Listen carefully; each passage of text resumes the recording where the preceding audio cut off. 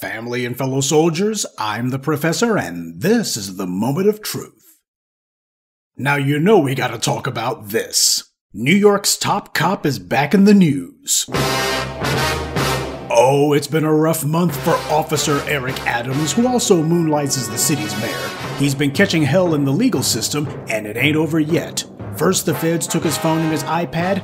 Now he's being accused of having committed sexual assault 30 years ago. If I didn't know better, I'd say someone's trying to dirty him up. The accuser in this case is claiming Officer Adams committed sexual assault, battery, and employment discrimination when they worked together in the NYPD 30 years ago.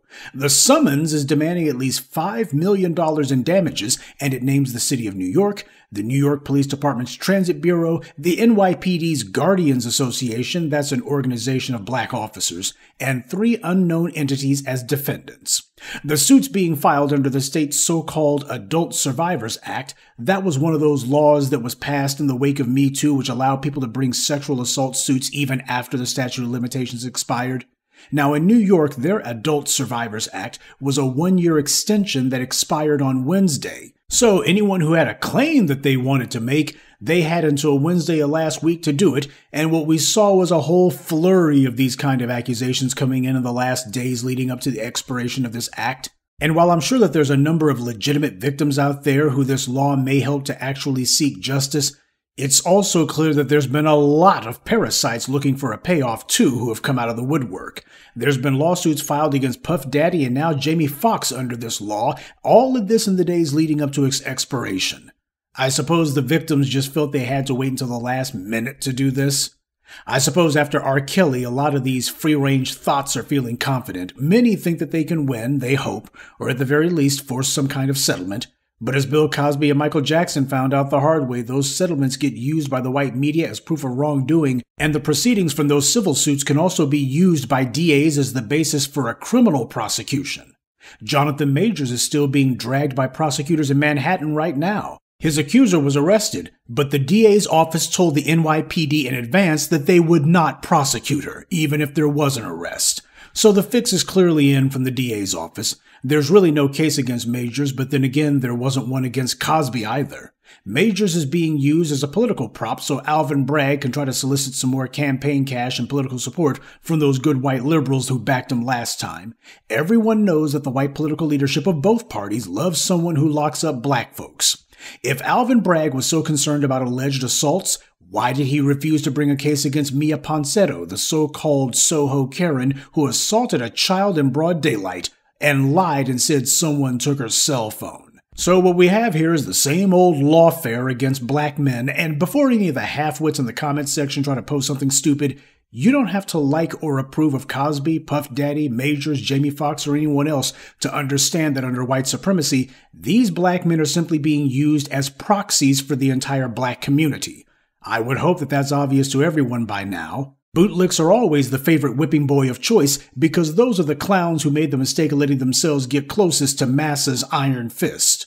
The former governor of New York, Andrew Cuomo, was unceremoniously driven from office under a cloud of sexual misconduct allegations. And now Officer Adams is getting the treatment. And of course they have to drag some other black men in too, because why not? And just to show that they're enjoying abusing their little bootlick, recently in New York, there was an incident where a Jewish Obama official was arrested and charged with harassment and stalking a cart vendor in New York and going on an Islamophobic rant.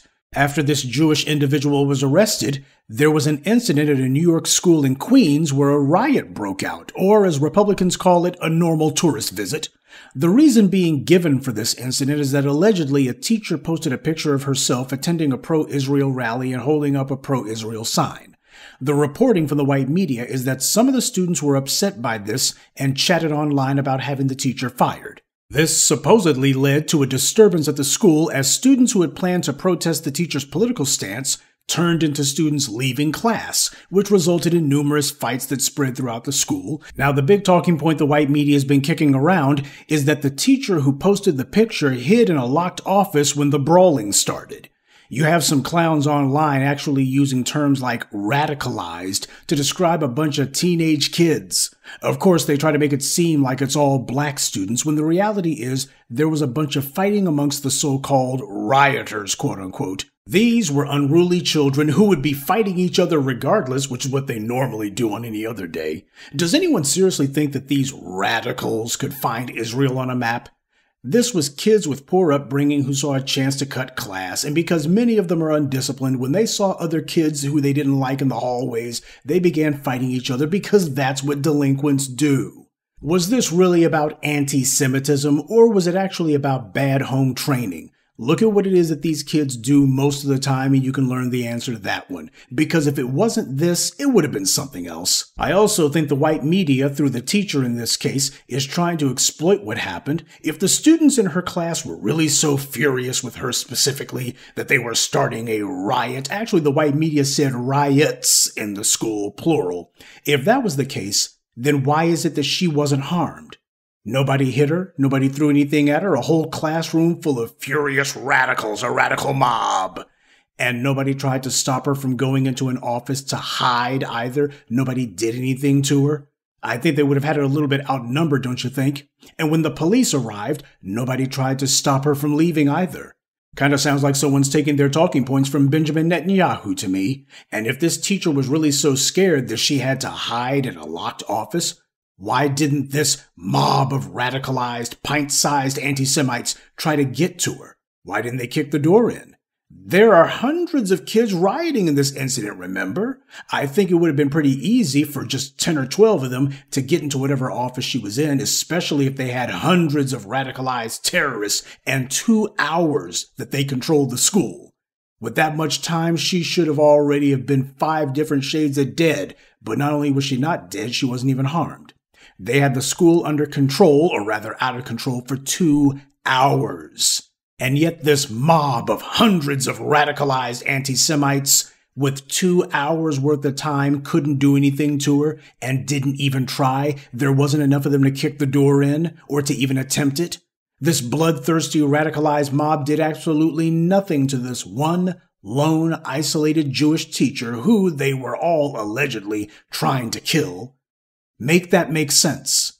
Of course, we're not taking sides in that war over there. My point is that we can't allow anyone to continue the demonization of black people, and in this case, black youth, as a political football. The racist trope that black people are the face of anti-Semitism is a racist lie meant to give anti-black bigots an excuse to say that black people are no better than the white supremacists who oppress us. The people who spread this lie know what they're doing. When you consider that certain racists like Stephen Miller, Ed Blum, David Horowitz, and others are out there pushing all sorts of anti-black agendas, you see that there's a number of bigots who have made a lot of money and a lot of political progress for themselves with the lie of black anti-Semitism. Now, Officer Adams comes into play because he tried to put on his mayor cap for a moment and condemn this incident, but of course that wasn't good enough since he's being attacked for his response. Why? Because this Seldowitz clown got himself arrested. And if a non-black person is punished for something, you know they got to make sure they arrest and punish at least 3 times as many black people. Yep, Officer Eric Adams is finding out the hard way that when you play the game plays you. He should get no sympathy or support from us, though. He tried to play that respectability politics game, literally saying, what about black on black crime? So it's too late for him to stop now. He might as well argue his own case. But this is how the white powers that be are rewarding him for his shameless bootlicking. Many people have speculated as to whether this is part of a coordinated and deliberate effort to dirty up Officer Adams. He criticized Joe Biden over the illegal alien flood engulfing the country, and Biden doesn't like it when black people talk back to him. The two of them haven't spoken in a year. Biden's support with black people in general is dropping, and with black men being particularly critical of him. So for Biden to see this black man in New York criticizing him, I think that'd be more than enough perhaps for Biden to do something to get his attention and let him know you better start towing the line again. It would hardly surprise me. We'll all be watching to see whatever comes of the feds snatching Adams' digital devices. They haven't been keeping up a steady drip of innuendo and leaks about that one, though, so this may well be a fishing expedition by someone.